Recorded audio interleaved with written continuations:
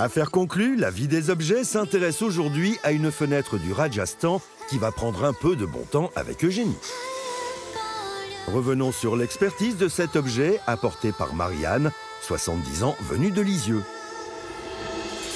C'est un devant d'armoire qui apparemment vient du Rajasthan. Il y a une tradition de peinture au Rajasthan où la peinture servait à illustrer et raconter plein de choses, que ce soit des histoires d'amour, de la vie quotidienne. Voilà, la vie quotidienne. La peinture avait un sens, alors que là, on n'a que des sujets qui sont purement décoratifs. Alors du coup, je vais vous proposer une estimation de 100 €.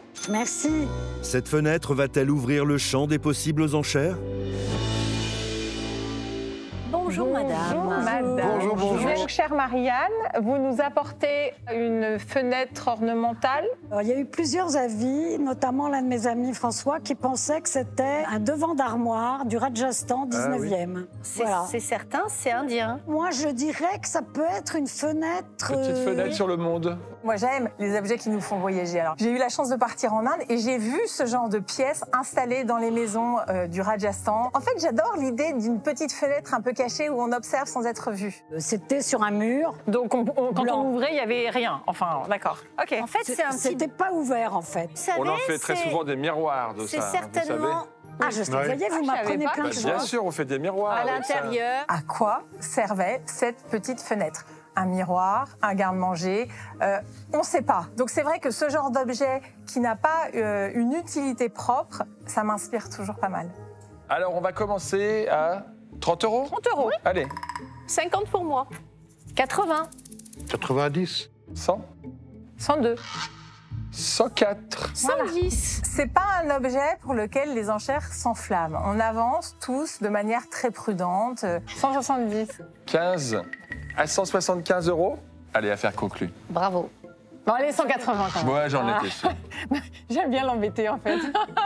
200. Venez avec Allez. moi. Je vais faire un miroir, je vais le mettre sur une enfilade et ça va être super. Non, mais 205, Exactement. on va pas la laisser faire quand même.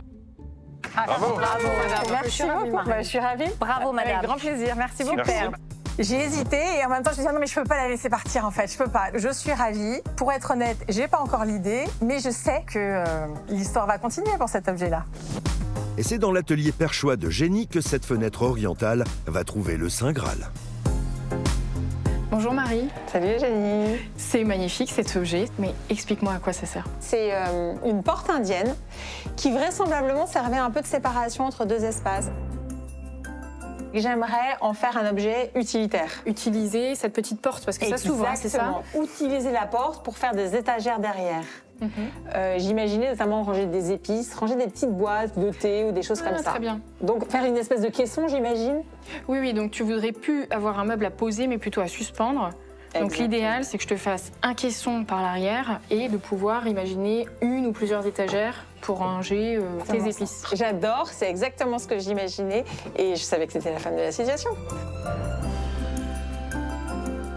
Donc l'idée, c'est de venir sur les traverses, sur les deux montants, qui sont les tasseaux de bois en fait les plus solides du bâti.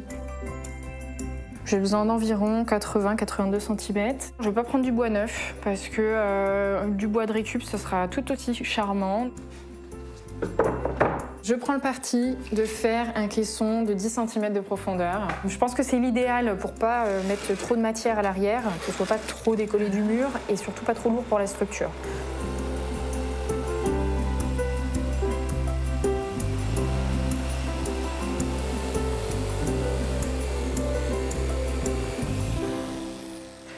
Donc maintenant que j'ai mes 4 planches, je vais venir essayer de les mettre bord à bord. La dimension est correcte, donc la prochaine étape pour moi, ça va être de venir visser des équerres de fixation à l'intérieur de ce coffrage pour le solidifier.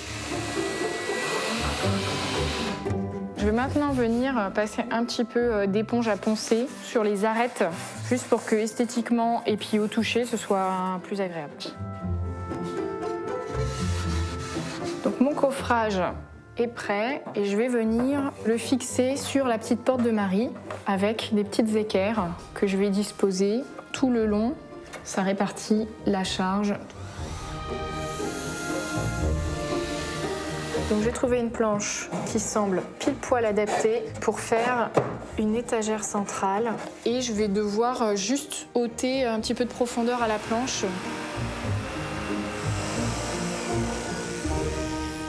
Je vais tout simplement venir la poncer et grainer au grain assez fort le dessus pour qu'elle soit toute douce, toute propre. Donc je vais maintenant appliquer un produit qui est un vitrificateur pour protéger la planche qui fera office d'étagère à l'intérieur du caisson. Je vais commencer à appliquer la peinture sur uniquement le tour pour faire un raccord noir et puis que ce soit plus esthétique et que ce soit surtout homogène avec l'avant du panneau. Donc voilà, la peinture est bien sèche et terminée. J'ai eu le temps même de faire le champ de la petite étagère qui va venir s'insérer à l'intérieur. Ce que je vais faire là, c'est prendre les mesures pour voir exactement où positionner l'étagère et puis de vérifier avec une équerre qu'elle soit bien à angle droit également. C'est bon, c'est bien droit, ça pose nickel, c'est tout bon.